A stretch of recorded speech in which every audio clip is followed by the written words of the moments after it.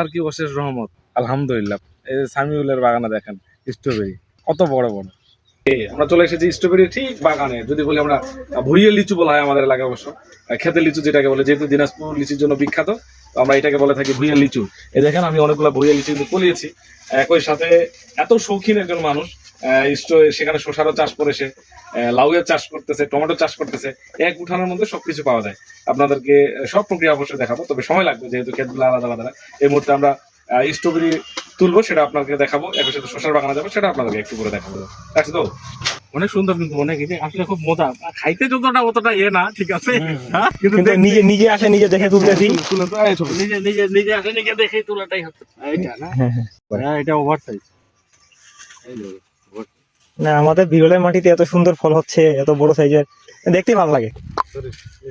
মনোমুগ্ধকর সেই শসার বাগানে একেবারে চোখ জুড়ে যাওয়ার মতো। দেখতে পাচ্ছেন যে অনেক ধরনের শসা পেয়ে গেছে, একদম হাতের নাগালায় যদি দেখাই আপনাদেরকে, একেবারে বাগান থেকে শসা তুলে নিয়ে আপনারা চাইলে সবাই চলে আসতে পারেন। কিন্তু আরো একটা মজার তথ্য দিই আপনাদের, যদি আপনাদের স্ট্রবেরি বা শসা লাগে, আপনারা চাইলে তো কিন্তু নিজে একেবারে তুলে নিজের হাতে যতটুকু প্রয়োজন ততটুকু তুলে নিতে পারবেন।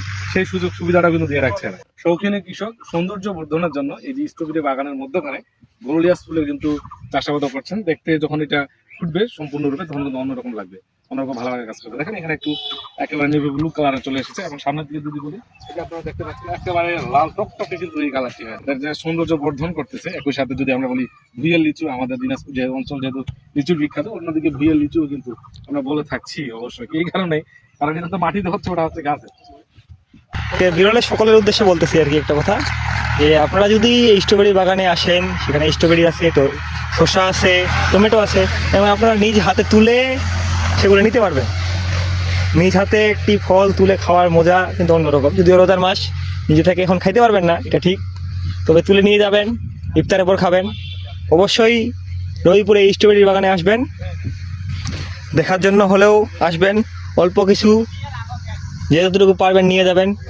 অবশ্য বিরলবাসীর জন্য এখানে যথেষ্ট ছাড়ের ব্যবস্থা রাখছে, তারা পাইকারি যে রেটে দেয় সেই রেট সবার জন্য উন্মুক্ত করছে। এখানে যারা আসবেন সর্বোচ্চ পাইকারি রেট, যেটা না নিলেই নয়, ওইটুকু নেওয়া হবে, যথেষ্ট ছাড়ের ব্যবস্থা আছে, সবাই আসবেন। ধন্যবাদ।